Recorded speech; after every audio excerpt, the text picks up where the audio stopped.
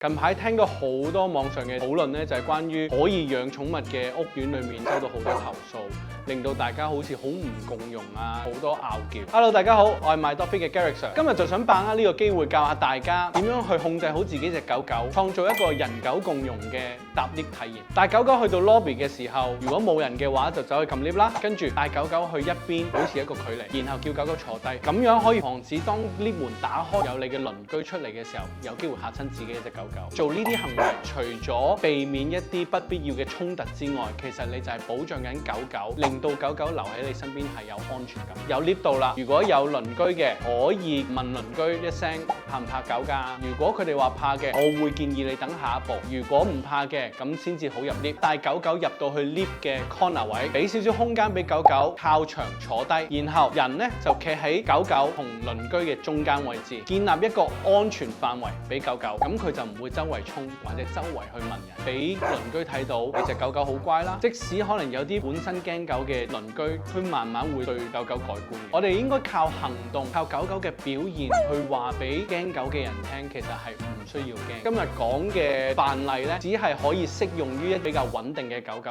可以做到呢件事嘅。咁如果你嘅狗狗係比較緊張或者驚搭 lift 嘅，你盡快揾專業嘅犬隻訓練師去幫你，或者資訊俾我哋，等我哋可以有訓練師去解答你嘅問題。